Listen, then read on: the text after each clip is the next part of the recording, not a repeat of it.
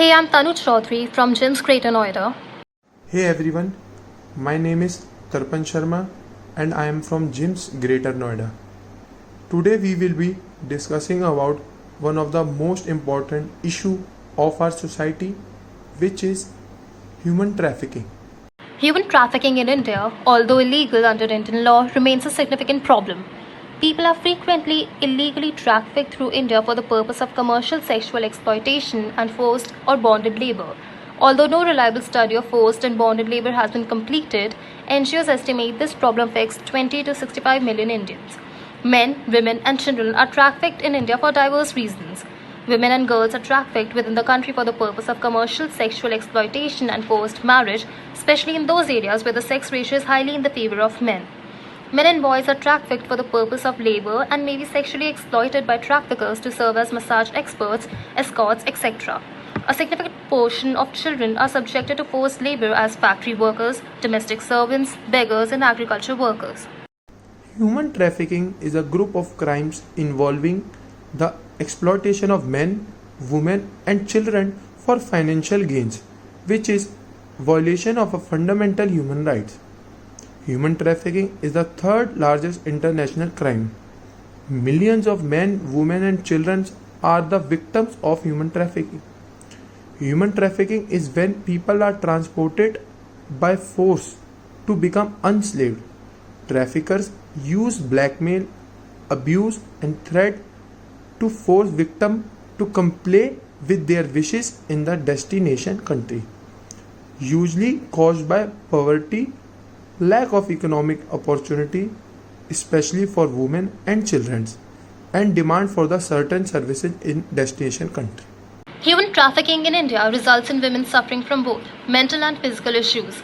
Mental issues include disorders such as PTSD, depression, and anxiety. The lack of control women have in trafficking increases their risk of suffering from mental disorders. Women who are forced into trafficking are at a higher risk for HIV, TB, and other STDs.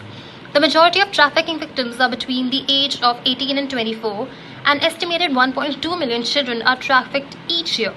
95% of victims experience physical or sexual violence during trafficking. 43% of victims are used for forced commercial sexual exploitation, of whom 98% are women and young girls. 32% of victims are used for forced economic exploitation, of whom 56% are women and girls. Many trafficking victims have at least middle-level education. Now look at that who are trafficked by these suppliers.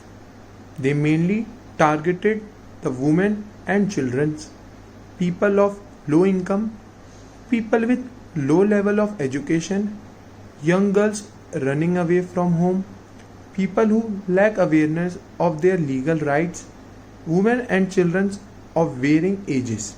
Now let's have a look at some of the major causes of human trafficking.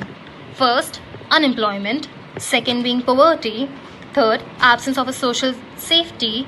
Fourth, political instability. Fifth, lack of education. Sixth, status of violence against women and children.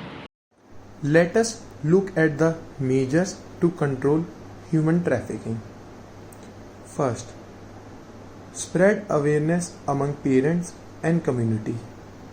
Second, enhance the capacity building of law enforcement agency and generate awareness.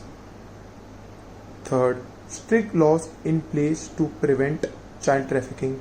Fourth, purchase a trafficking survivors kit. Fifth, foster the spread of education in rural areas. In this cruel modern slavery, there are few commendable examples, from police officers to lawmakers to ordinary people who are fighting tirelessly to end this corrupted world. One of the best examples of our country is IPS officer Mahesh Muralidhar Bhagwat, who has demonstrated remarkable commitment to this fight for the last 13 years. He was also awarded Report Heroes Award by the US State Department in 2017. Thank you everyone for listening our video on the topic human trafficking. Stay home, stay healthy.